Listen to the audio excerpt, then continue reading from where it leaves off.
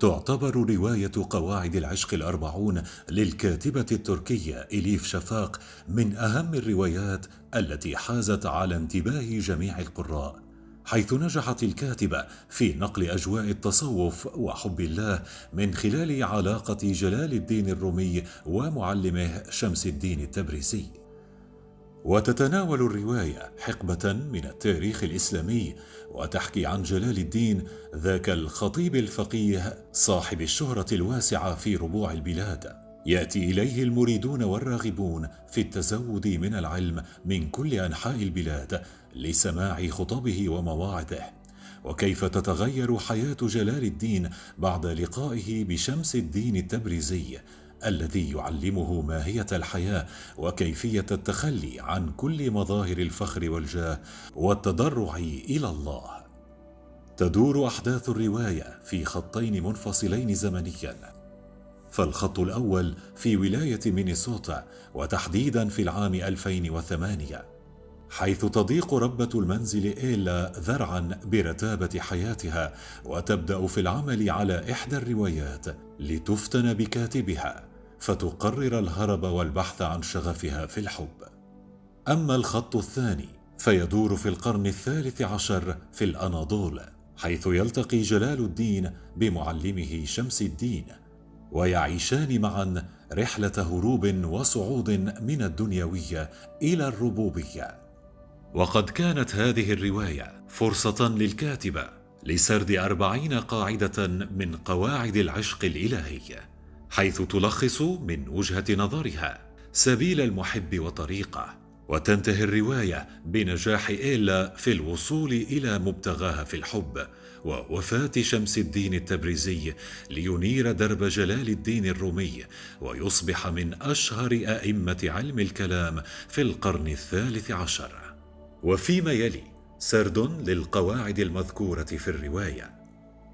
القاعدة الأولى: إن الطريقة التي نرى فيها الله ما هي إلا انعكاس للطريقة التي نرى فيها أنفسنا، فإذا لم يكن الله يجلب إلى عقولنا سوى الخوف والملامة، فهذا يعني أن قدرا كبيرا من الخوف والملامة يتدفق في نفوسنا. أما إذا رأينا الله مفعما بالمحبة والرحمة فإننا نكون كذلك. القاعدة الثانية: إن الطريق إلى الحقيقة يمر من القلب لا من الرأس، فاجعل قلبك لا عقلك دليلك الرئيسي. واجه، تحدى، وتغلب في نهاية المطاف على النفس بقلبك. إن معرفتك بنفسك ستقودك إلى معرفة الله. القاعدة الثالثة: إن كل قارئ للقرآن الكريم يفهمه بمستوى مختلف بحسب عمق فهمه، وهناك 4 مستويات من البصيرة. يتمثل المستوى الأول في المعنى الخارجي، وهو المعنى الذي يقتنع به معظم الناس، ثم يأتي المستوى الباطني، وفي المستوى الثالث يأتي باطن الباطن. أما المستوى الرابع فهو العمق، ولا يمكن الإعراب عنه بالكلمات، لذلك يتعذر وصفه. أما القاعدة الرابعة فتقول: يمكنك أن تدرس الله من خلال كل شيء وكل شخص في هذا الكون، لأن وجود الله لا ينحصر في المسجد أو في الكنيسة أو في الكنيس. لذلك إذا كنت لا تزال تريد أن تعرف أين يقع عرشه بالتحديد، يوجد مكان واحد فقط تستطيع أن تبحث فيه عنه، وهو قلب عاشق حقيقي. فلم يعش أحد بعد رؤيته، ولم يمت أحد بعد رؤيته، فمن يجده يبقى معه إلى الأبد. القاعدة الخامسة: يتكون الفكر والحب من مواد مختلفة، فالفكر يربط البشر في عقد، لكن الحب يذيب جميع العقد. إن الفكر حذر على الدوام، وهو يقول ناصحا: احذر الكثير من النشوة، بينما الحب يقول: لا تكترث، أقدم على هذه المجازفة. وفي حين أن الفكر لا يمكن أن يتلاشى بسهولة، فإن الحب يتهدم بسهولة ويصبح ركاما من تلقاء نفسه. لكن الكنوز تتوارى بين الأنقاض، والقلب الكسير يخبئ كنوزا. القاعدة السادسة: تنبع معظم مشاكل العالم من أخطاء لغوية ومن سوء فهم بسيط. لا تأخذ الكلمات بمعناها الظاهري مطلقا، وعندما تلج دائرة الحب تكون اللغة التي نعرفها قد عفى عليها الزمن، فالشيء الذي لا يمكن التعبير عنه بكلمات لا يمكن إدراكه إلا بالصمت. القاعدة السابعة: الوحدة والخلوة شيئان مختلفان، فعندما تكون وحيدا من السهل أن تخدع نفسك ويخيل إليك أنك تسير على الطريق القويم، أما الخلوة فهي أفضل لنا، لأنها تعني أن تكون وحدك من دون أن تشعر بأنك وحيد. لكن في نهاية الأمر من الأفضل لك أن تبحث عن شخص يكون بمثابة مرآة لك. تذكر أنك لا تستطيع أن ترى نفسك حقا إلا في قلب شخص آخر وبوجود الله في داخلك. القاعدة الثامنة: مهما حدث في حياتك ومهما بدت الأشياء مزعجة فلا تدخل ربوع اليأس، وحتى لو ظلت جميع الأبواب موصدة فإن الله سيفتح دربا جديدا لك. احمد ربك. من السهل عليك أن تحمد الله عندما يكون كل شيء على ما يرام، فالصوفي لا يحمد الله على ما منحه الله إياه فحسب، بل يحمده أيضا على كل ما حرمه منه. القاعدة التاسعة: لا يعني الصبر أن تتحمل المصاعب سلبا، بل يعني أن تكون بعيد النظر بحيث تثق بالنتيجة النهائية التي ستتمخض عن أي عملية. إنه يعني أن تنظر إلى الشوكة وترى الوردة، أن تنظر إلى الليل وترى الفجر. أما نفاذ الصبر فيعني أن تكون قصير النظر ولا تتمكن من رؤية النتيجة. إن عشاق الله لا ينفد صبرهم مطلقا، لأنهم يعرفون أنه لكي يصبح الهلال بدرا فهو يحتاج إلى وقت. القاعدة العاشرة: لا يوجد فرق كبير بين الشرق والغرب والجنوب والشمال، فمهما كانت وجهتك يجب أن تجعل الرحلة التي تقوم بها رحلة في داخلك. القاعدة 11: عندما تجد القابلة أن الحبلى لا تتألم أثناء المخاض، فإنها تعرف أن الطريق ليس سالكا بعد لوليدها، فلن تضع وليدها إذن. ولكي تولد نفس جديدة يجب أن يكون ألم، وكما يحتاج الصلصال إلى حرارة عالية ليشتد، فالحب لا يكتمل إلا بالألم. القاعدة 12: إن السعي وراء الحب يغيرنا، فما من أحد يسعى وراء الحب إلا وينضج أثناء رحلته، فما إن تبدأ رحلة البحث عن الحب حتى تبدأ تتغير من الداخل ومن الخارج. القاعدة 13: يوجد معلمون مزيفون وأساتذة مزيفون في هذا العالم أكثر عددا من النجوم في الكون المرئي، فلا تخلط بين الأشخاص الأنانيين الذين يعملون بدافع السلطة وبين المعلمين الحقيقيين. فالمعلم الروحي الصادق لا يوجه انتباهك إليه ولا يتوقع طاعة مطلقة أو إعجابا تاما منك، بل يساعدك على أن تقدر نفسك الداخلية وتحترمها. إن المعلمين الحقيقيين شفافون كالبلور يعبر نور الله من خلالهم.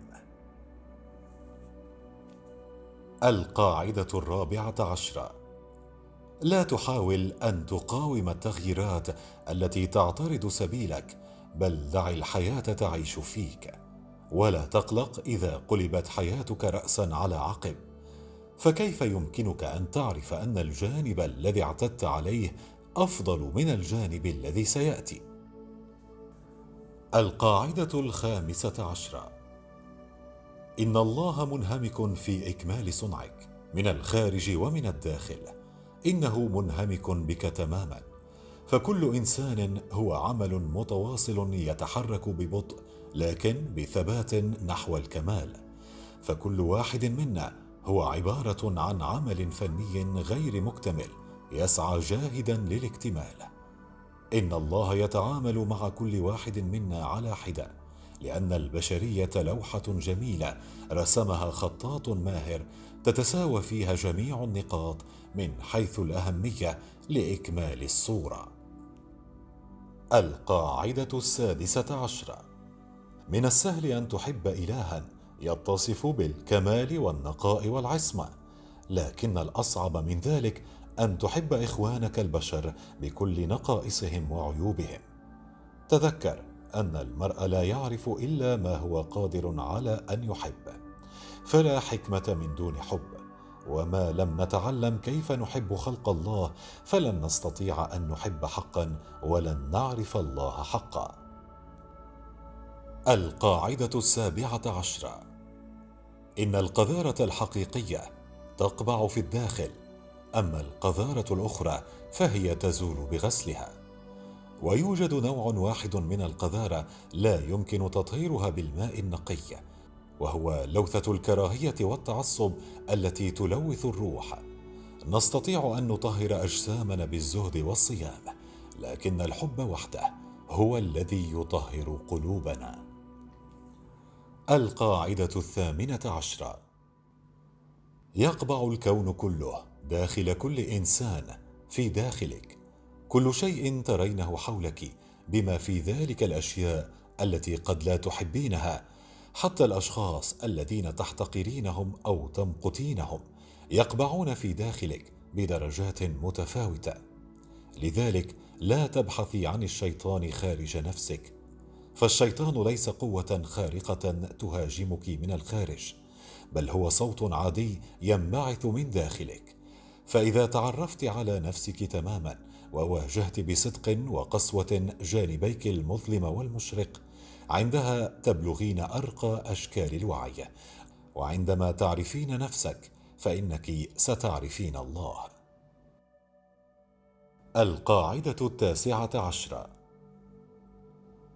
إذا أراد المرء أن يغير الطريقة التي يعامله فيها الناس، فيجب أن يغير أولا الطريقة التي يعامل فيها نفسه. وإذا لم يتعلم كيف يحب نفسه حبا كاملا صادقا، فلا توجد وسيلة يمكنه فيها أن يحب. لكنه عندما يبلغ تلك المرحلة سيشكر كل شوكة يلقيها عليه الآخرون، فهذا يدل على أن الورود ستنهمر عليه قريبا. كيف يمكن للمرء أن يلوم الآخرين لأنهم لا يحترمونه إذا لم يكن يعتبر نفسه جديرا بالاحترام؟ القاعدة 20: لا تهتمي إلى أين سيقودك الطريق، بل ركزي على الخطوة الأولى، فهي أصعب خطوة يجب أن تتحملي مسؤوليتها. وما إن تتخذي تلك الخطوة دعي كل شيء يجري بشكل طبيعي، وسيأتي ما تبقى من تلقاء نفسه. لا تسيري مع التيار، بل كوني أنت التيار. القاعدة 21: لقد خلقنا الله جميعا على صورته، ومع ذلك فإننا جميعا مخلوقات مختلفة ومميزة. لا يوجد شخصان متشابهان، ولا يخفق قلبان لهما الإيقاع ذاته. ولو أراد الله أن نكون متشابهين لخلقنا متشابهين. لذلك فإن عدم احترام الاختلافات وفرض أفكارك على الآخرين يعني عدم احترام النظام المقدس الذي أرساه الله. القاعدة 22: عندما يدخل عاشق حقيقي لله إلى حانة فإنها تصبح غرفة صلاته، لكن عندما يدخل شارب الخمر إلى الغرفة نفسها فإنها تصبح خمارته. ففي كل شيء نفعله قلوبنا هي المهمة. فالصوفيون لا يحكمون على الآخرين من مظهرهم أو من هم، وعندما يحدق صوفي في شخص ما فإنه يغمض عينيه ويفتح عينا ثالثة، العين التي ترى العالم الداخلي. القاعدة 23: ما الحياة إلا دين مؤقت، وما هذا العالم إلا تقليد هزيل للحقيقة، والأطفال فقط هم الذين يخلطون بين اللعبة والشيء الحقيقي. ومع ذلك فإما أن يفتتن البشر باللعبة أو يكسروها بازدراء ويرموها جانبا. في هذه الحياة تحاشى التطرف بجميع أنواعه، لأنه سيحطم اتزانك الداخلي. القاعدة 24: يتبوأ الإنسان مكانة فريدة بين خلق الله، إذ يقول عز وجل: ونفخت فيه من روحي. فقد خلقنا جميعا من دون استثناء لكي نكون خلفاء الله على الأرض. فاسأل نفسك: كم مرة تصرفت كخليفة له؟ هذا إن فعلت ذلك. تذكر أنه يقع على عاتق كل منا اكتشاف الروح الإلهية في داخله حتى يعيش وفقها. القاعدة 25: إن جهنم تقبع هنا والآن، وكذلك الجنة. توقفوا عن التفكير بجهنم بخوف أو الحلم بالجنة، لأنهما موجودتان في هذه اللحظة بالذات. ففي كل مرة نحب نصعد إلى السماء، وفي كل مرة نكره أو نحسد أو نحارب أحدا، فإننا نسقط مباشرة في نار جهنم. القاعدة 26: إن الكون كائن واحد، ويرتبط كل شيء وكل شخص بشبكة خفية من القصص، وسواء أدركنا ذلك أم لم ندرك فإننا نشارك جميعا في حديث صامت. لا ضرر ولا ضرار. كن رحيما ولا تكن نماما، حتى لو كانت كلماتك بريئة، لأن الكلمات التي تنبعث من أفواهنا لا تتلاشى، بل تظل في الفضاء اللانهائي إلى ما لا نهاية، وستعود إلينا في الوقت المناسب. إن معاناة إنسان واحد تؤذينا جميعا، وبهجة إنسان واحد تجعلنا جميعا نبتسم. القاعدة 27: يشبه هذا العالم جبلا مكسوا بالثلج يردد صدى صوتك، فكل ما تقوله سواء كان جيدا أم سيئا سيعود إليك على نحو ما. لذلك إذا كان هناك شخص يتحدث بالسوء عنك، فإن التحدث عنه بالسوء بالطريقة نفسها يزيد الأمر سوءا، وستجد نفسك حبيس حلقة مفرغة من طاقة حقودة. لذلك انطق وفكر طوال 40 يوما وليلة بأشياء لطيفة عن ذلك الشخص. إن كل شيء سيصبح مختلفا في النهاية، لأنك ستصبح مختلفا في داخلك. القاعدة 28: إن الماضي تفسير والمستقبل وهم. إن العالم لا يتحرك عبر الزمن وكأنه خط مستقيم يمضي من الماضي إلى المستقبل، بل إن الزمن يتحرك من خلالنا وفي داخلنا في لوالب لا نهاية لها. إن السرمدية لا تعني الزمن المطلق، بل تعني الخلود. فإن أردت اختبار النور الأبدي فعليك أن تخرج الماضي والمستقبل من عقلك وتظلي داخل اللحظة الراهنة، واللحظة الحالية هي كل ما كان وكل ما سيكون. القاعدة 29: لا يعني القدر أن حياتك محددة بقدر محتوم، لذلك فإن ترك كل شيء للقدر وعدم المشاركة في عزف موسيقى الكون دليل على جهل مطلق. القاعدة 30: إن الصوفي الحق هو الذي يتحمل بصبر حتى لو اتهم باطلا وتعرض للهجوم من جميع الجهات، ولا يوجه كلمة نابية واحدة إلى أي من منتقديها. فالصوفي لا ينحي باللائمة على أحد، فكيف يمكن أن يوجد خصوم أو منافسون أو حتى آخرون في حين لا توجد نفس في المقام الأول؟ كيف يمكن أن يوجد أحد يلومه في الوقت الذي لا يوجد فيه إلا واحد؟ القاعدة 31: إذا أردت أن تقوي إيمانك فيجب أن تكون لينا في داخلك، لأنه لكي يشتد إيمانك ويصبح صلبا كالصخرة يجب أن يكون قلبك خفيفا كالريشة. فإذا أصبنا بمرض أو وقعت لنا حادثة أو تعرضنا لخسارة أو أصابنا خوف بطريقة أو بأخرى، فإننا نواجه جميعا الحوادث التي تعلمنا كيف نصبح أقل أنانية وأكثر حكمة وأكثر عطفا وأكثر كرما. ومع أن بعضنا يتعلم الدرس ويزداد رقة واعتدالا، يزداد آخرون قسوة. إن الوسيلة التي تمكنك من الاقتراب من الحقيقة أكثر تكمن في أن يتسع قلبك لاستيعاب البشرية كلها، وأن يظل فيه متسع لمزيد من الحب. القاعدة 32: يجب ألا يحول شيء بين نفسك وبين الله، لا أئمة ولا قساوسة ولا أحبار ولا أي وصي آخر على الزعامة الأخلاقية أو الدينية، ولا السادة الروحيون، ولا حتى إيمانك. آمن بقيمك ومبادئك، لكن لا تفرضها على الآخرين. وإذا كنت تحطم قلوب الآخرين فمهما كانت العقيدة الدينية التي تعتنقها فهي ليست عقيدة جيدة.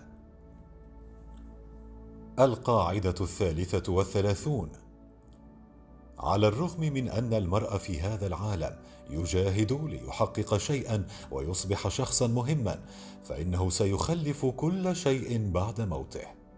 إنك تهدفين إلى بلوغ المرحلة العليا من العدم. عيشي هذه الحياة خفيفة وفارغة مثل الرقم 0. إننا لا نختلف عن قصيص الزرع، فليست الزينة في الخارج بل الفراغ في داخلنا هو الذي يجعلنا نقف منتصب القامة. مثل هذا تماما، فالوعي بالعدم وليس ما نتطلع إلى تحقيقه هو الذي يبقينا نواصل الحياة. القاعدة 34: لا يعني الاستسلام أن يكون المرء ضعيفا أو سلبيا، ولا يؤدي إلى الإيمان بالقضاء والقدر أو الاستسلام، بل على العكس تماما، إذ تكمن القوة الحقيقية في الاستسلام، القوة المنبعثة من الداخل. فالذين يستسلمون للجوهر الإلهي في الحياة يعيشون بطمأنينة وسلام حتى عندما يتعرض العالم برمته إلى اضطراب تلو الاضطراب. القاعدة 35: في هذا العالم ليست الأشياء المتشابهة أو المنتظمة، بل المتناقضات الصارخة هي ما يجعلنا نتقدم خطوة إلى الأمام.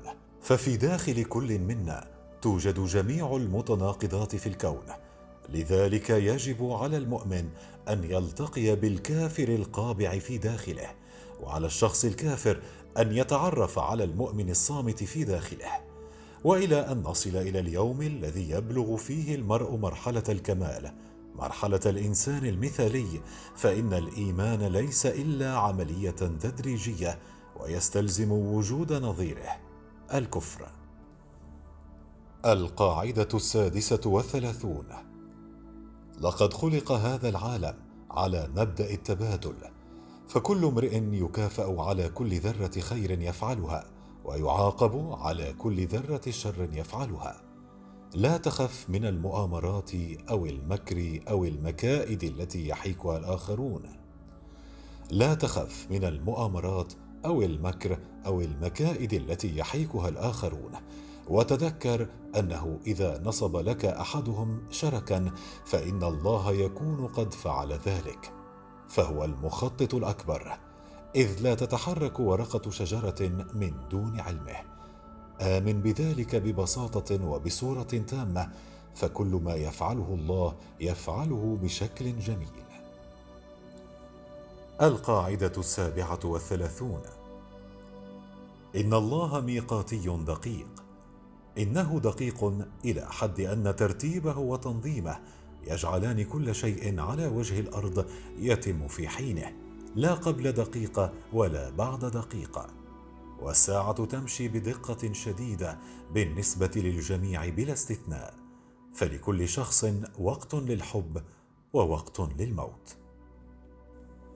القاعدة 38: ليس من المتأخر مطلقا أن تسأل نفسك: هل أنا مستعد لتغيير الحياة التي أحياها؟